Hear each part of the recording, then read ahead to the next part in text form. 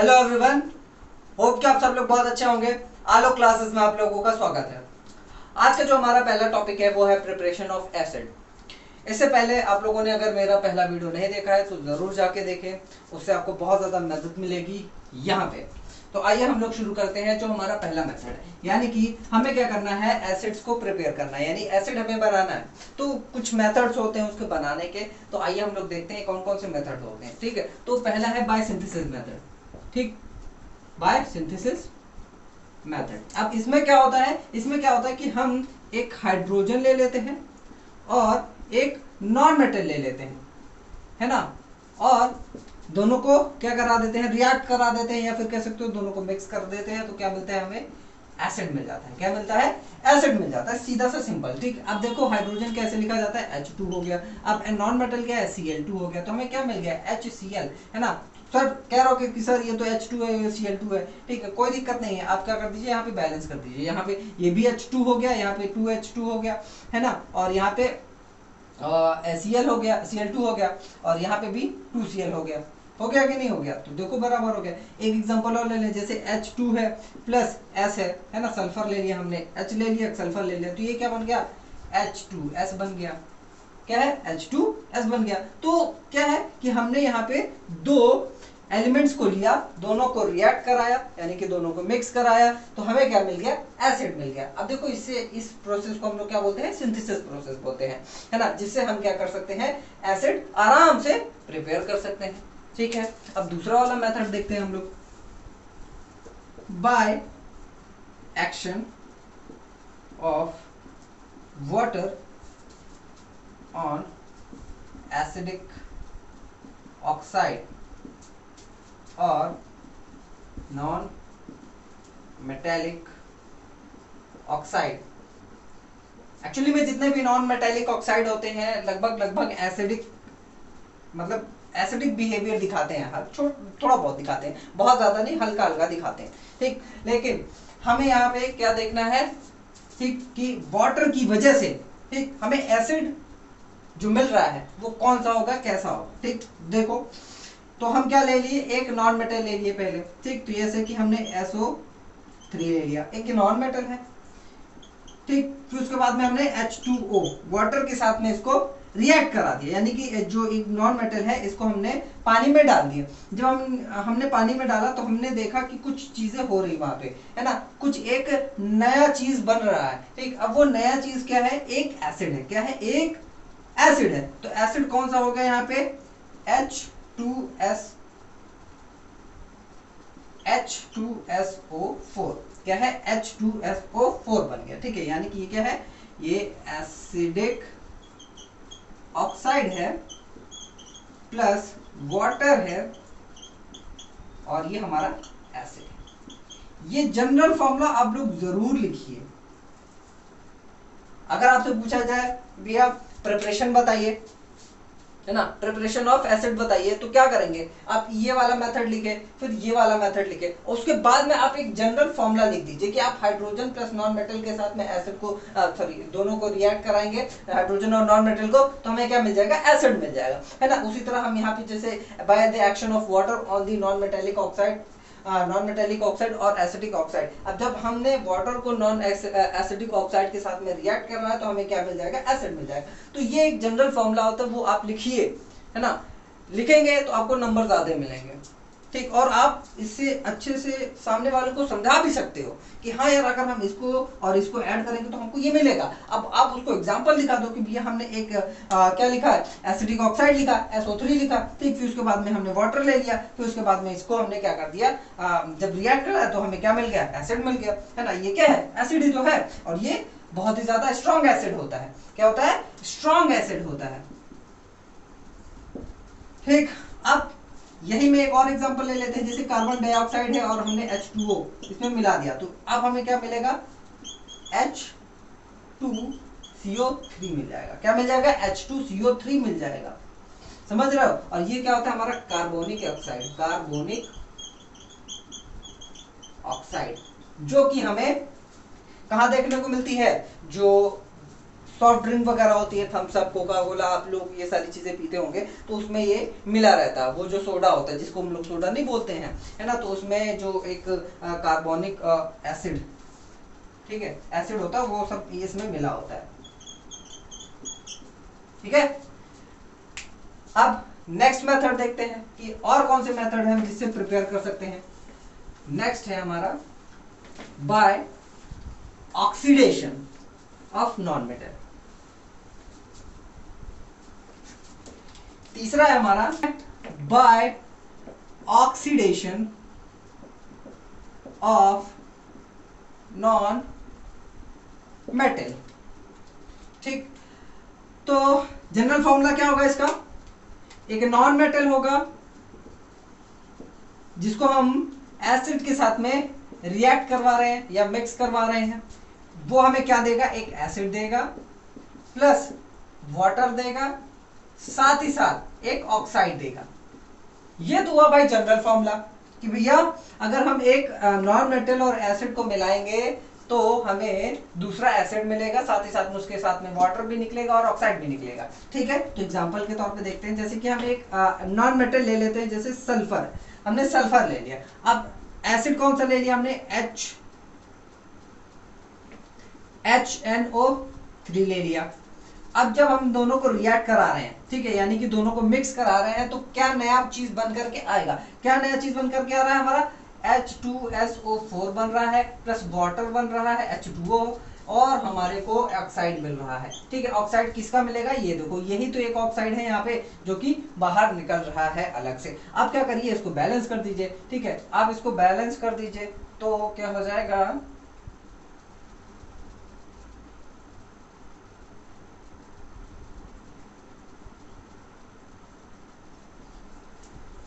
ये हो गया आपका बैलेंस। क्या हो गया? बैलेंस। इधर भी 6H हो गया और NO3 इधर भी 6 और इधर भी 6। ठीक है, तो ये क्या हो गया? बैलेंस हो गया। एक और ले लेते हैं, जैसे कि एक नॉन मेटल हमने ले लिया P प्लस HNO3 लिया। ठीक, अब क्या बनेगा? P है तो H3PO4 बनेगा प्लस H2O बनेगा प्लस NO3 हमारा निकल रहा है। ठीक है, यानी कि वाटर निकल ही निकल रहा है। PO3 एक नया क्या है? एसिड बन रहा है। और ये सब क्या है? स्ट्रॉन्ग एसिड बनाने के मेथड है। क्या है? स्ट्रॉन्ग एसिड बनाने का मेथड जो है ऑक्सीडेशन ऑफ नॉन मेटल। देखो यहाँ पे क्या बन रहा है आपका? स्ट्रॉन्ग एसिड ही तो बन रहा है। अब इसको आप क्या कर दीजिए? बैलेंस कर दीजिए। बैलेंस करेंगे तो कैसे हो जाएगा? यहाँ पे 5 हो जाएगा और यहाँ पे 5 हो जाएगा। ठीक, तो ये आपका हो गया, हाँ क्लियर, आपका बैलेंस है। ठीक है, क्या है? ये बैलेंस इक्वेशन। तो ये क्या, कौन सा मेथड है जिसकी वजह से हम क्या कर रहे हैं? एक स्ट्रॉन्ग एसिड बना रहे हैं, oxidation of non metals method. ठीक है, अब तीसरा एक और मेथड हम लोग देख लेते हैं, बाय डिस्प्लेसमेंट मेथड। ये मेथड आप लोगों ने वैसे 9th वगैरह में पढ़ा होगा, डिस्प्लेसमेंट, डबल डिस्प्लेसमेंट और क्या होता है डायरेक्ट कॉम्बिनेशन, है ना, डीकम्पोजिशन। ये सारी चीजें आप लोगों ने 9th में पढ़ी है। नहीं पढ़ी है तो वीडियो डाला हुआ है, आप लोग जा करके देख सकते हैं। ठीक है, तो आइए हम लोग देखते हैं ये डिस्प्लेसमेंट का मेथड में क्या है। इसका जनरल फॉर्मूला क्या है? सॉल्ट होगा प्लस एसिड होगा, और सॉल्ट होगा प्लस एसिड होगा। ये क्या है ना, लेकिन यहाँ पे क्या है? ये लेस वॉलेटाइल होगा, लेस वॉलेटाइल। ठीक, और ये क्या होगा? मोर वॉलेटाइल।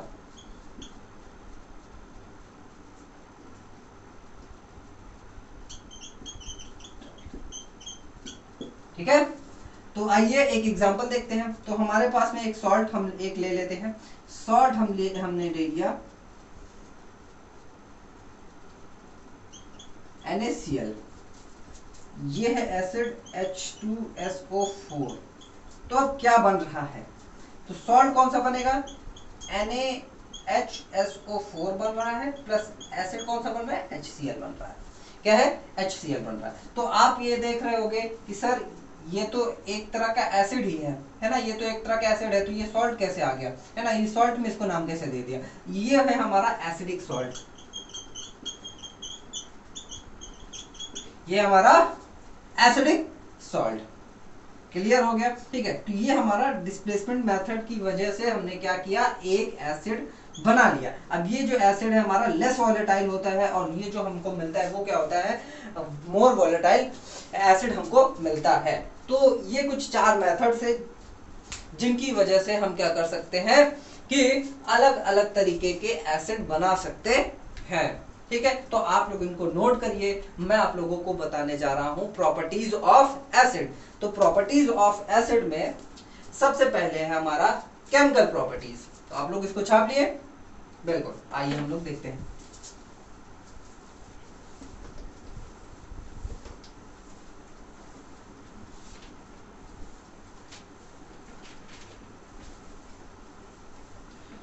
नोट्स की टेंशन मत लीजिए,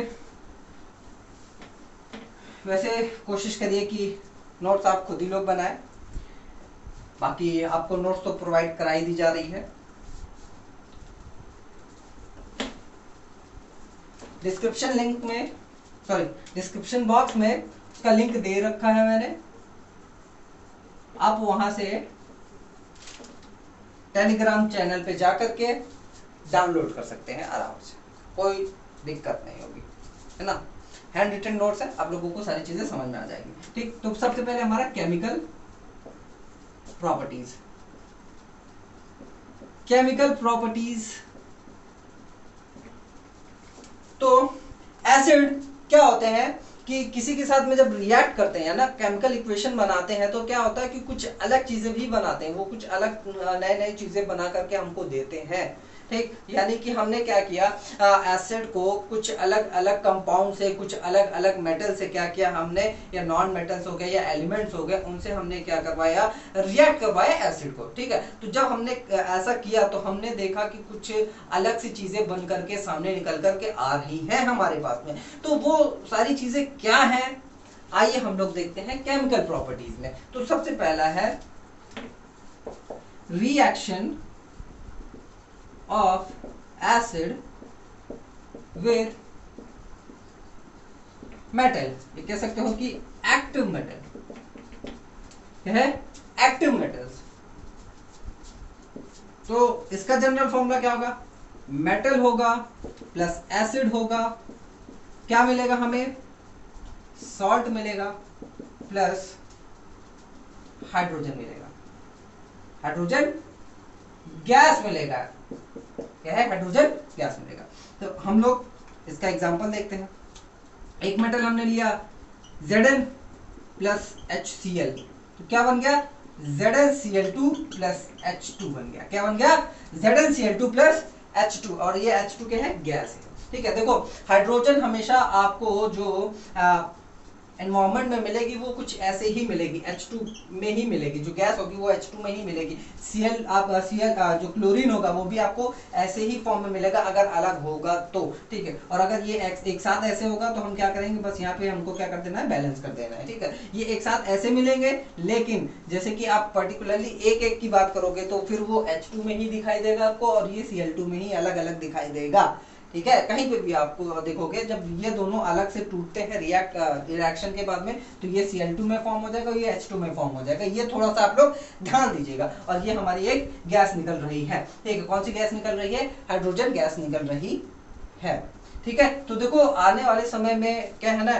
कि हाइड्रोजन का बहुत ज्यादा महत्व होने वाला है, बहुत ही ज्यादा महत्व होने वाला है, क्योंकि हाइड्रोजन के फ्यूल बनाने वाले हैं हम लोग, है ना। इंडिया जो है मतलब कि पहले से ही कोशिश कर रहा है कि हाइड्रोजन हम लोग प्रोड्यूस करें, ताकि उसको हम लोग एज अ फ्यूल यूज कर सकें, ठीक। तो मेथड बहुत कम ही लोगों को पता रहता है, और कह सकते हैं कि वो लोग हाइड्रोजन को उतना ज्यादा प्रोड्यूस नहीं कर पा रहे हैं। लेकिन देखो हाइड्रोजन का यूज कई जगहों पे होने भी लगा है, ठीक। लेकिन हमारे इंडिया में अभी बहुत ज्यादा कह सकते हैं कि इसके ऊपर में काम नहीं किया गया है। तो आप लोगों में से ही कोई एक आगे बढ़ करके ये काम कर सकता है, आगे चल करके हो सकता है 4-5 साल बाद, है ना, वो कोई यहीं बैठा हुआ पढ़ रहा होगा, है ना, या आप ही होगे, है ना। आप ही क्या है कि हाइड्रोजन कि क्या बनाएंगे, मैन्युफैक्चरिंग आप करेंगे, प्रोडक्शन आप उसका निकालेंगे। देखो मेथड पता है कि हाइड्रोजन कैसे निकाला जाता है, उसकी वो छोड़िए, ठीक है, लेकिन हाँ आप प्रोडक्शन इसका कर सकते हैं। और प्रोडक्शन आप जिसने किया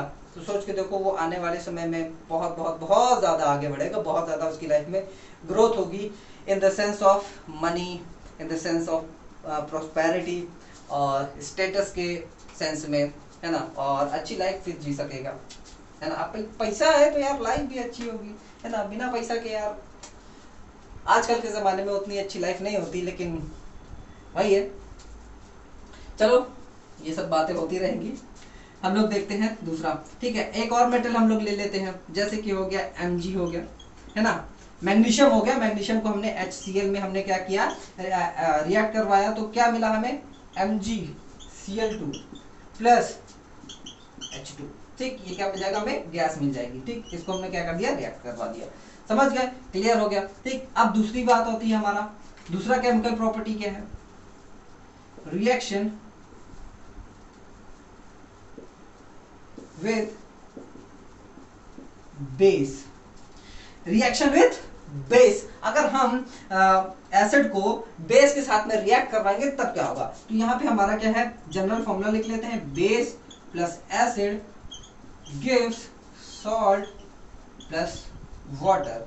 ये क्या हमारा न्यूट्रलाइजेशन रिएक्शन है। क्या है, न्यूट्रलाइजेशन रिएक्शन है। अब ये दोनों जब एक दूसरे से मिलेंगे तो क्या होगा, न्यूट्रलाइज हो जाएंगे, क्या हो जाएंगे, न्यूट्रलाइज हो जाएंगे और सॉल्ट और वाटर बना देंगे। क्या बना देंगे, सॉल्ट एंड वाटर बनाएंगे। ये आगे है, एक दो बार इसको हम लोग और भी पढ़ेंगे, ठीक है। तो जो हमारा बेस है, एक हम बेस ले लेते हैं, ले लिया हमने NaOH, ठीक, और हमने ले लिया एसिड, क्या है, HCl ले लिया, तो क्या बनेगा, क्या बनेगा, NaCl बनेगा प्लस वाटर क्या है, H2O बनेगा। क्या है, H2O। तो ये क्या है, हमारा सॉल्ट है, जिसको हम लोग कॉमन सॉल्ट बोलते हैं, और ये हमारा वाटर है, इसको क्या लिखें, ठीक, ये सॉल्ट, कॉमन सॉल्ट जो हम लोग खाते हैं, या टेबल सॉल्ट जिसे हम लोग बोलते हैं, ठीक। तो यही होता है NaCl, ठीक। तो जब भी हम रिएक्शन कराते हैं किसके साथ में, बेस के साथ में कराएंगे, तो हमें क्या मिलेगा, हमें मिलेगा सॉल्ट प्लस वाटर मिलेगा। क्या मिलेगा,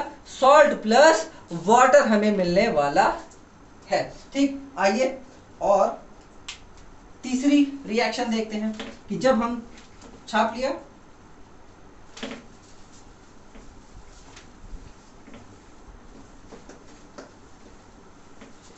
तो यह हाइड्रोजन गैस बनाए, आगे चल करके और अच्छा खासा बिजनेस कर सकते हैं आप लोग। और मुझे यकीन है कि आप में से ही कोई एक होगा जो मेरी क्लास ले रहा है, उसी में से कोई ना कोई एक होगा जो हाइड्रोजन गैस मैन्युफैक्चर करेगा और लोगों को एज अ फ्यूल देगा, ठीक है। तो आइए तीसरा हम लोग देखते हैं, रिएक्शन विथ कार्बोनेट और एंड बाइकार्बोनेट। तो इसका जनरल फॉर्मूला क्या हो जाएगा कि यहां पे हमने लिखा एक कार्बोनेट या और बाइकार्बोनेट प्लस एसिड, तो हमें मिलेगा क्या, सॉल्ट मिलेगा प्लस वाटर मिलेगा प्लस कार्बन डाइऑक्साइड मिलेगा। क्या मिलेगा, कार्बन डाइऑक्साइड मिलेगा, ठीक है। आइए देखते हैं, एग्जांपल लेते हैं, CuCO3 हमने लिया, क्या लिया, CuCO3। जब एसिड के साथ में हमने इसको रिएक्ट करवाया HCl के साथ में, तो क्या बनेगा, CuCl2 plus H2O plus CO2। क्या बना, CO2 बना। क्या बना, CO2 बना, ठीक। अब हम एक बाइकार्बोनेट ले लेते हैं, HCO3 का होल ट्वाइस प्लस HCl लेंगे, तब क्या बनेगा, तब हमें मिलेगा Cl2 plus H2O plus CO2 मिलेगा। क्या है? CO2 मिलेगा। वही चीज मिलेगी। क्या है? हमें वही चीज मिलेगी, बस थोड़ा सा क्या है, हमें यहाँ पे क्या कर देना है, बैलेंस कर देना है। देखिए बैलेंस है, हाँ ठीक है, बैलेंस है। ओके ठीक। तो जब हम रिएक्शन करवाते हैं कार्बोनेट के साथ में या फिर बाइकार्बोनेट के साथ में, किसका? एसिड का, तो हमें क्या केमिकली कुछ अलग चीजें मिलती है, जैसे कि हमें सॉल्ट मिल रहा है, पानी मिल रहा है, कार्बन डाइऑक्साइड मिल रही है ना। तो ये सारी चीजें हमें अलग से मिल रही है। ठीक है, अब एक और देखते हैं, फोर्थ, रिएक्शन विथ सल्फाइड। क्या है? Reaction with sulphide. अगर हम सल्फाइड के साथ में रिएक्शन करवाते हैं तो हमें क्या मिलेगा? क्या मिलता है भाई, देखते हैं। इसका जनरल फॉर्मूला लिख लेते हैं, सल्फाइड लिख लें प्लस एसिड लिख लें, हमें क्या मिलेगा?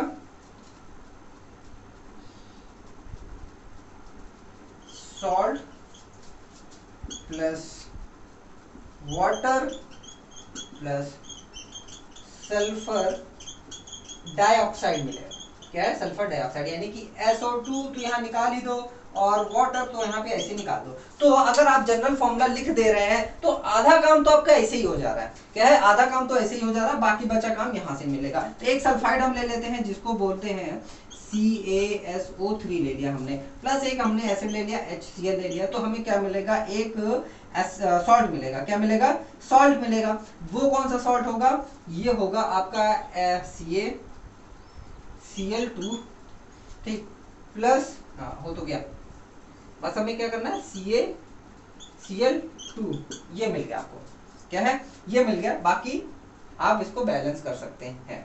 ठीक, Cl2 ये हमें सॉल्ट मिल गया, ये वाटर मिल गया, अब ये सल्फर डाइऑक्साइड मिल गया। तो यानी कि दो चीज तो हमारा आराम से ऐसे ही निकल गया है ना। तो जनरल फॉर्मूला लिखने का यही कह सकते हैं कि फायदा होता है कि भाई आपको आधा आंसर तो पहले ही पता चल जाता है। देखो यही होता है।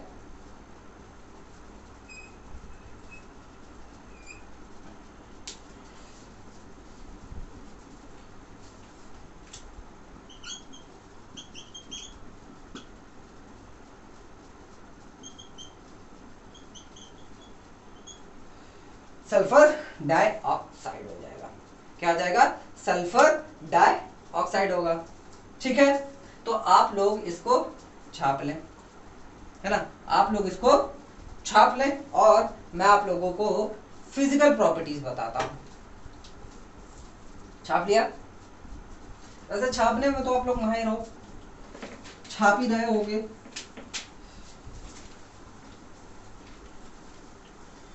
ये थोड़ा इजी है, मतलब ये जो रिएक्शंस थी, बस क्या है कि आपको जनरल फॉर्मूला अगर याद है तो आप ये रिएक्शंस कर ले जाओगे, उसमें कोई दिक्कत नहीं होगी। जनरल फॉर्मूला इज में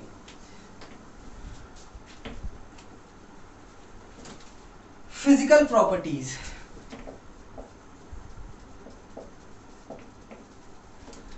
फिजिकल प्रॉपर्टीज किसकी भाई? Of acid. तो पहला क्या है? टेस्ट।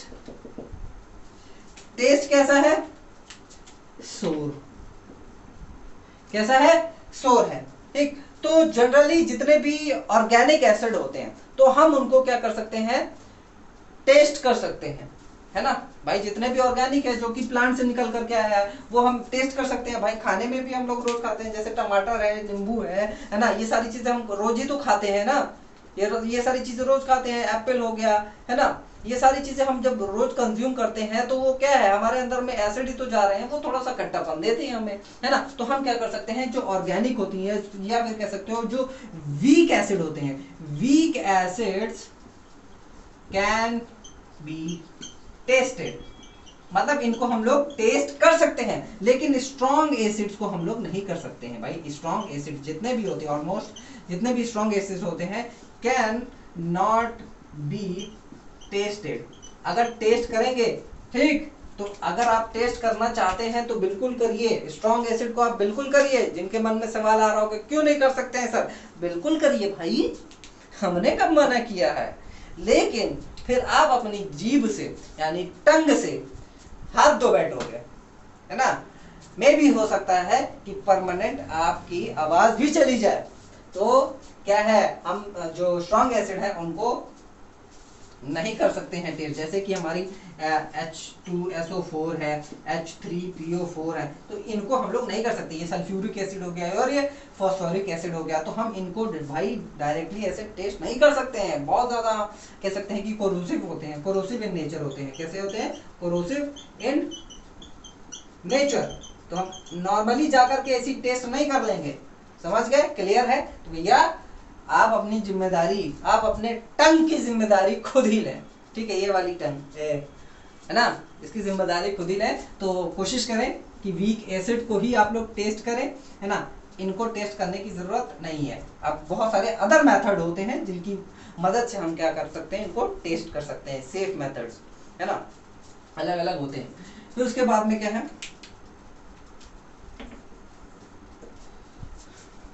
स्टेट, फिजिकल स्टेट इनका कैसा है।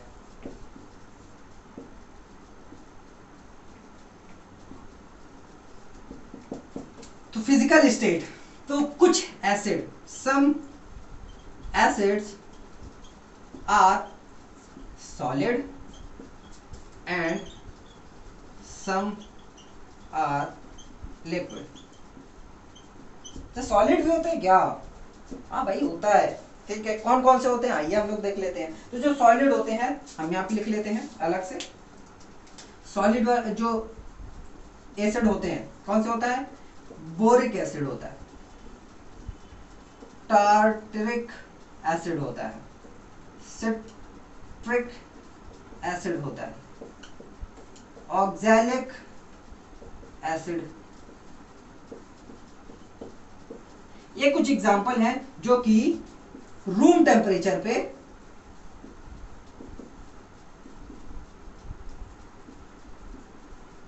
Eight room temperature they are solid, है ना।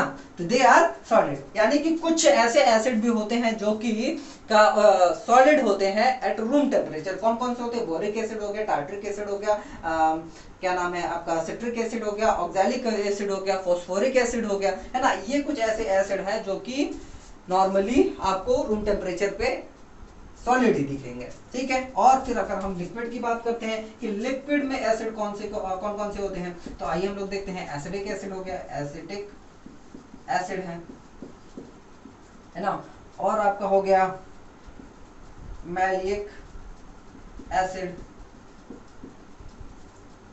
Hydrochloric acid, nitric acid. तो ये कुछ एग्जांपल है जो कि रूम टेम्परेचर पे क्या होते हैं, लिक्विड होते हैं। क्या होते हैं, लिक्विड होते हैं, ठीक है। तो भाई आप लोग थोड़ा सा ये भी जानकारी रखें कि जो एसिड होते हैं वो कुछ कुछ सॉलिड भी होते हैं, कुछ कुछ लिक्विड भी होते हैं। वैसे मोस्ट ऑफ द जो एसिड होते हैं लिक्विड ही होते हैं, लेकिन कुछ ऐसे होते हैं जो कि सॉलिड में भी पाए जाते हैं, ठीक है। तो अगर छापना चाहते हैं छाप लें। नेक्स्ट जो तीसरा हमारा प्रॉपर्टी है एसिड का, वो क्या है,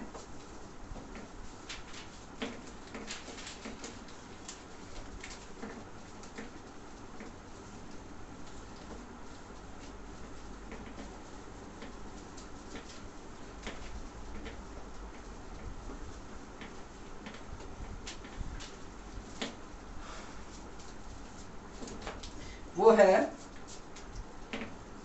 इफेक्ट ऑन स्किन। क्या है, इफेक्ट ऑन स्किन। स्किन पे कैसा इफेक्ट डालते हैं, पहली बात तो जितने भी एसिड होते हैं जो कि स्ट्रॉन्ग एसिड होते हैं, स्ट्रॉन्ग एसिड्स ये क्या होते हैं, कोरोसिव होते हैं, कोरोसिव इन नेचर। भाई कोरोसिव इन नेचर है तो स्किन पे दे गिव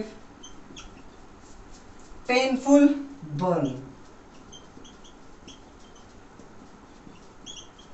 ठीक, आप एक काम करिए, HCl उठाइए या H2SO4 उठाइए और अपनी स्किन पे डालिए, तब आपको पता चल जाएगा कैसा होता है पेनफुल बर्न। बहुत ही ज्यादा तेज वाला बर्न आपको होगा, बहुत ही ज्यादा तेज, है ना। तो क्यों होगा? क्योंकि ये क्या होते हैं, बहुत ही ज्यादा जो स्ट्रॉन्ग एसिड होते हैं, मतलब वो तो स्ट्रॉन्ग होते ही होते हैं, साथ ही साथ में उनकी क्या नाम है जो नेचर है वो कोरोसिव होता है। साथ ही साथ में जो जब उनको हम पानी में डालते हैं तो उनका जो H+ आयन है वो भी क्या है बहुत ज़्यादा निकलता है, तो हमें उससे ही पता चल जाता है कि ये बहुत ज़्यादा स्ट्रॉन्ग है। और अगर हमारे हाथ सर कहीं पे भी पड़ जाएंगे तो क्या है कि ये क्या होंगे, हमारे स्किन को जला देंगे, है ना, बहुत ज्यादा दर्द पहुंचाएंगे हमारे को।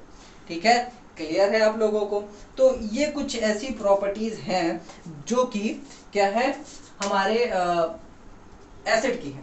ठीक, और एक और चीज है,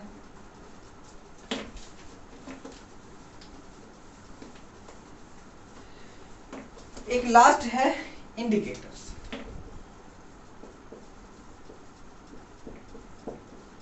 ये जो एसिड होते हैं, है ना, जितने भी एसिड होते हैं, जब हम क्या करते हैं कुछ स्पेशल चीजों पे रखते हैं या गिराते हैं, ठीक है, तो क्या होता है वो कुछ अलग ही रंग देते हैं, मतलब एक रिजल्ट देते हैं कि अलग रंग में आप लोगों को दिखाई देगा। ठीक है, जैसे कि जो हमारा एसिड है, क्या है, हमने एक स्पेशल पेपर या एक स्पेशल केमिकल में उसको डाला तो क्या हो गया कि वो जो एसिड का कलर है वो क्या हो जाएगा, चेंज हो जाएगा, या फिर जिस पेपर पे या फिर जिस केमिकल पे हम डाल रहे हैं उस पूरे केमिकल का ही क्या हो जाएगा, कलर चेंज हो जाएगा। ये कैसे, मतलब ये कौन कौन से कलर हैं या कौन कौन से ऐसे पेपर हैं या कौन कौन से ऐसे केमिकल हैं जिन पे हम क्या कर रहे हैं,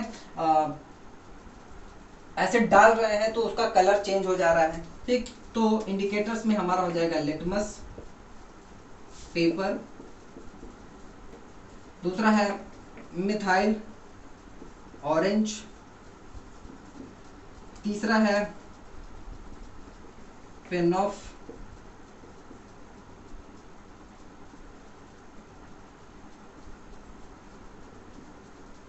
फिनोफ्थलीन,